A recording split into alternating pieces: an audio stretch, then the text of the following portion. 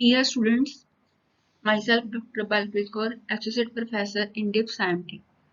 Today I am going to discuss the topic management accounting. So first of all, what is the meaning of management accounting? It is the presentation of accounting information in such a way as to assist the management in creation of policy and the day-to-day operations of an undertaking. Basically, it relates to the use of accounting data collected with the help of financial accounting and cost accounting for the purpose of policy formulation, planning, control, evaluation of performance, and decision making by the management. As there are three branches of accounting, first one is financial accounting, and second is cost accounting, and last one is management accounting.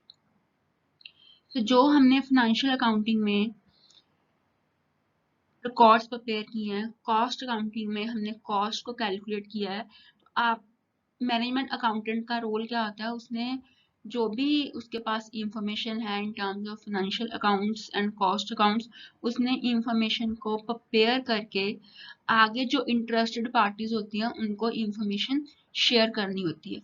किस purpose के लिए share करनी है? For the purpose of policy formulation, planning for future, and for controlling purpose in case any deviations find out in the results, and then for the decision making by the management.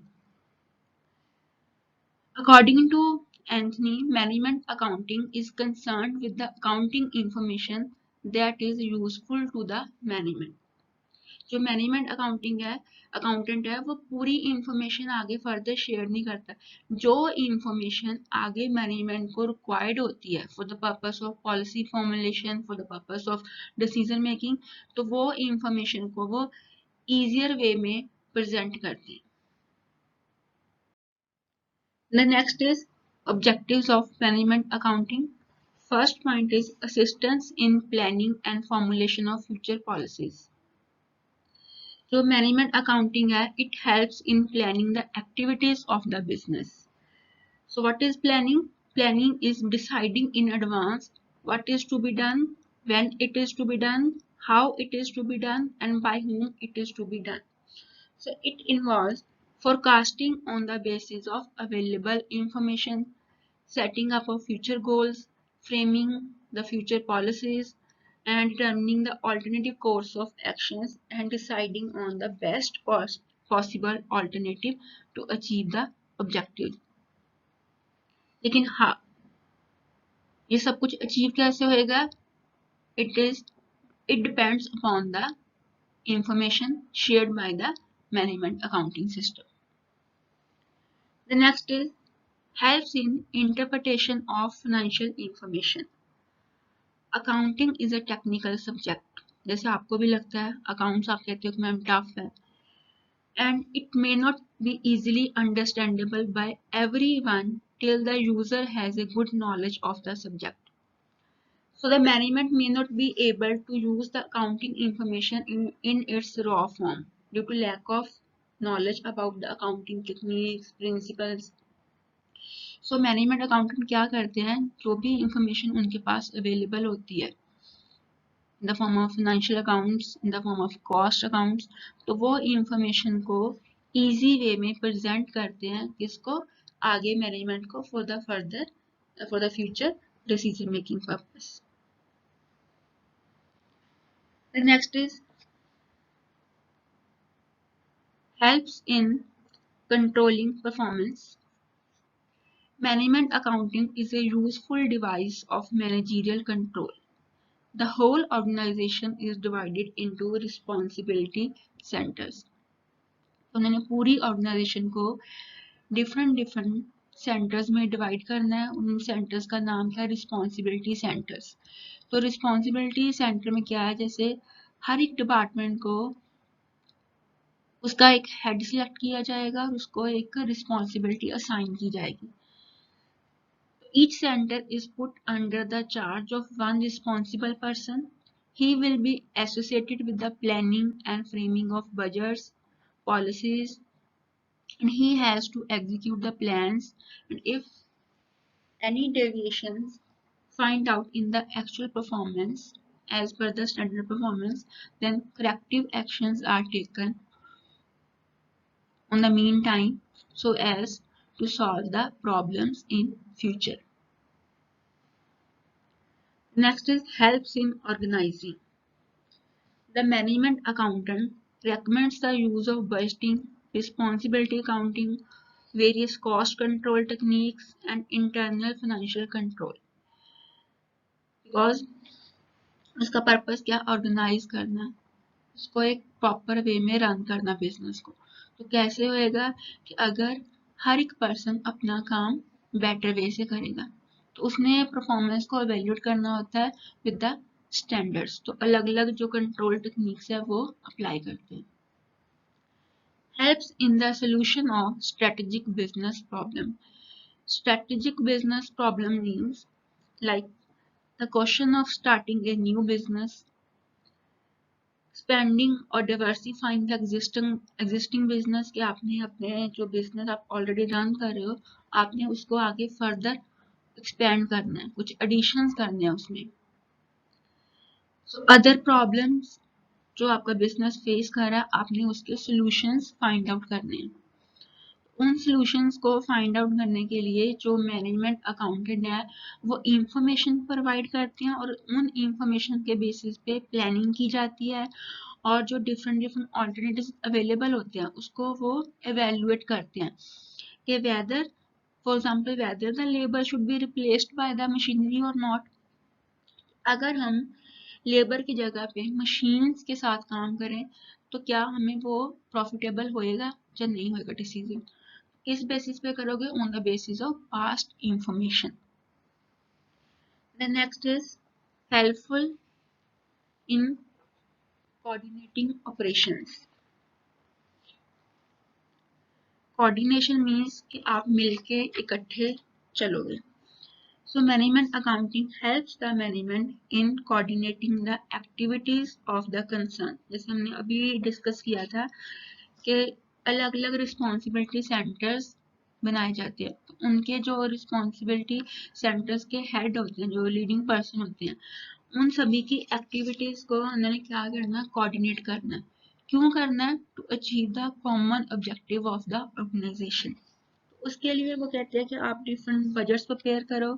Then उसके बाद आपने जो budget prepare किया, like जो production department है अपना production budget prepare करेगा, जो परचेज डिपार्टमेंट है वो परचेज बजट प्रिपेयर करेगा, sales department sales budget prepare करेगा, जो अकाउंट्स डिपार्टमेंट जो कहते हैं कि फाइनेंस के साथ डील करते हैं वो कैश बजट प्रिपेयर करते हैं। तो उन सभी के उन्होंने बजट्स को कोऑर्डिनेट करना है under the main head that is known as master budget. The next is helps in motivating employees. The management accounting by setting up goals, planning the best and economical course of action। जैसे आपने पहले management में पढ़ा होता है कि हम सबसे पहले क्या करते हैं, अपना गोल सेट करते हैं, तो उसके बेसिस पे क्या आती है, प्लानिंग। तो प्लानिंग में हम देखते हैं कि हमने फ्यूचर में क्या करना है, उसके लिए कौन कौन सी हमारे पास ऑप्शंस अवेलेबल हैं। आपने उसमें से जो बेस्ट ऑप्शन होती है वो चूज करनी होती है। देन उसके अकॉर्डिंगली आप देखते हो कि जो आपकी परफॉर्मेंस है उसमें कोई इम्प्रूवमेंट हुई है या डाउनफॉल आया। देन आप अपना जो स्टैंडर्ड है उसको एक्चुअल के साथ कंपेयर करते हो। नेक्स्ट है communicating up to date information. Management accounting assist the management in communicating the financial facts about the company to the person who are interested in the information। like interested parties कौन है, अगर creditors हैं, share holders हैं, government है, customers हैं। क्यों? क्योंकि उन्होंने देखना होता है कि जो कंपनी है, जैसे क्रेडिटर है, क्रेडिटर क्या करते हैं, वो कंपनी को लोन प्रोवाइड करते हैं। उन्होंने देखना है कि कंपनी क्या है, लोन रीपे करने के लिए कैपेबल है, इतनी साउंड है कि वो हमारा लोन रीपे कर पाएगी। ऐसी बैंक्स हैं, बैंक होते हैं कि कंपनी क्या फाइनेंशियली साउंड है, अगर हमने इसको 10 लाख का लोन प्रोवाइड कर दिया, पे करेगी या पैसा लेके बंद हो जाएगी। ऐसे जो गवर्नमेंट है वो देखती है कि अगर कितना कंपनी कितना प्रॉफिट अर्न कर रही है, कितना इसको टैक्स लगेगा, तो उसके लिए जो इंटरेस्टेड पार्टीज होती हैं उसको मैनेजमेंट अकाउंटेंट है वो इंफॉर्मेशन शेयर करते हैं. The next is helps in evaluating the efficiency and effectiveness of policies.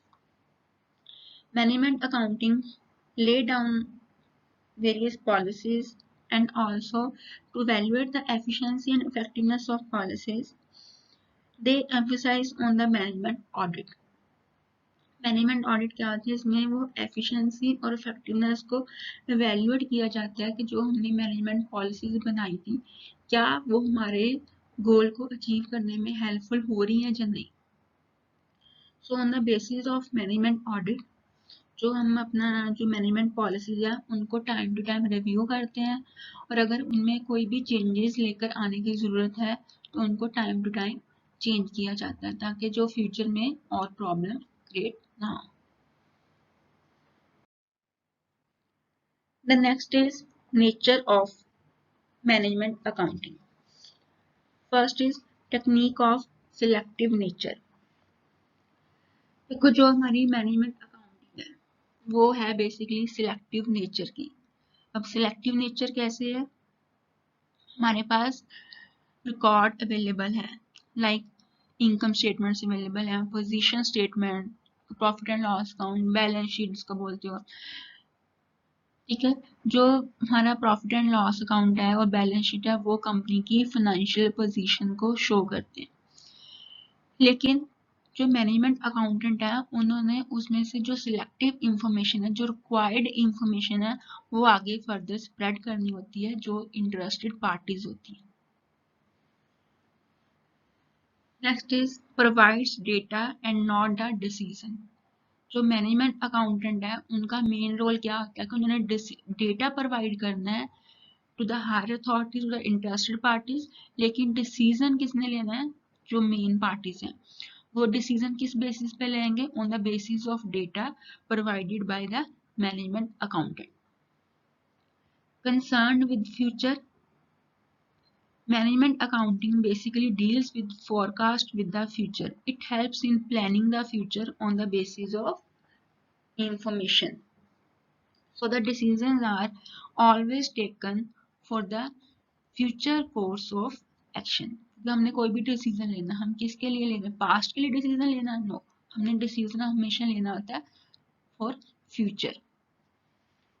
The next is analysis of different variables. Management accounting helps in analyzing the reasons as to why the profit or loss is more or less as compared to past records. हमने profitability को check करना, क्या as compare to previous year हमारी company इस साल में profit earn कर रही है या लॉसेस बियर कर रही है.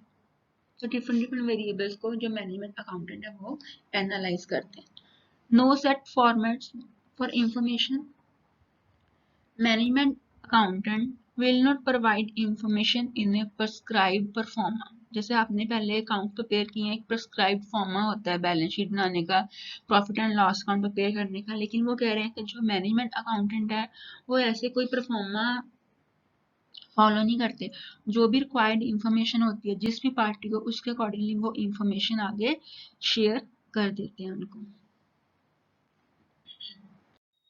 And the last is scope of management accounting.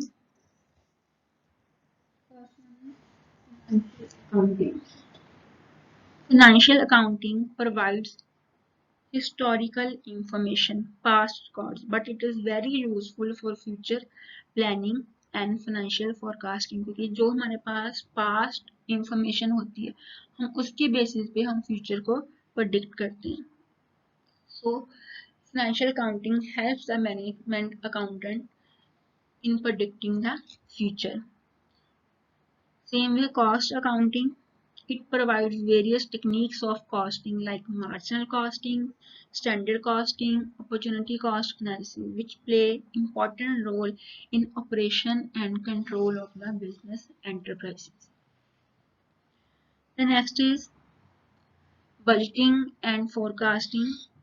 हमने budgeting का meaning already discuss कर लिया था. So forecasting क्या हमने future को predict करना है on the फ्यूचर को प्रेडिक्ट हमने किस बेसिस पे करना होता है, on the basis of information, past information. So forecasting on the various aspects of the business is necessary for budgeting. Budgeting control जो टेक्निक्स होती हैं वो क्या करती हैं, basically they control the activities of the business through the operation of budget. हमने एक budget prepare किया है तो हमने जो अपनी एक्चुअल परफॉर्मेंस होती है, हमने जितना एक्चुअल में खर्चा किया है, जितनी अमाउंट स्पेंड की है, हम उसको जो बजटेड फिगर है उसके साथ कंपेयर करते हैं.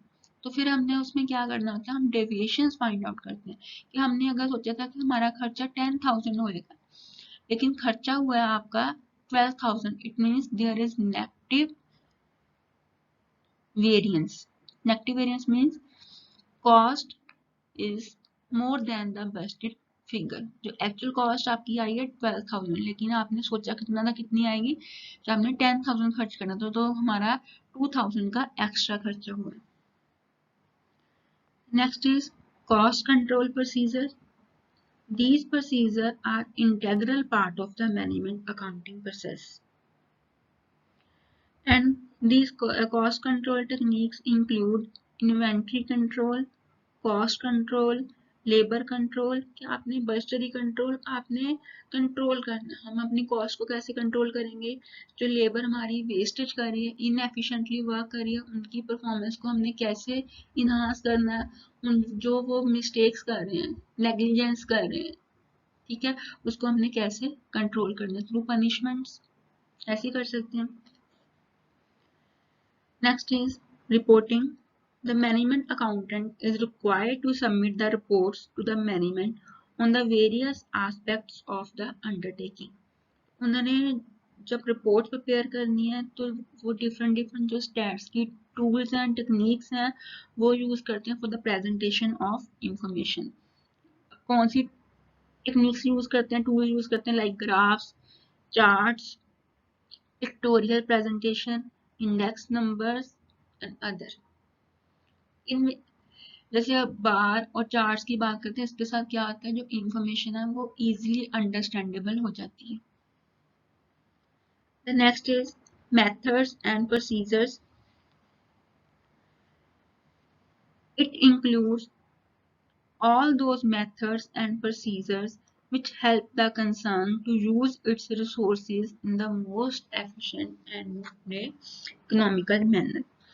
जो मैनेजमेंट अकाउंटिंग है वो हेल्प करती है ऑर्गेनाइजेशन को कि उन्होंने ऐसे मेथड्स और प्रोसीजर्स फॉलो करने हैं जिसके साथ उनकी जो एफिशिएंसी है वो इंक्रीज होएगी, प्रॉफिटेबिलिटी है इनहांस होएगी और कॉस्ट है वो रिड्यूस होएगी. Next is tax accounting. is also an integral part of the management accounting and includes preparation of income statement, determination of tax income, and filing up of tax returns. The next is internal financial control.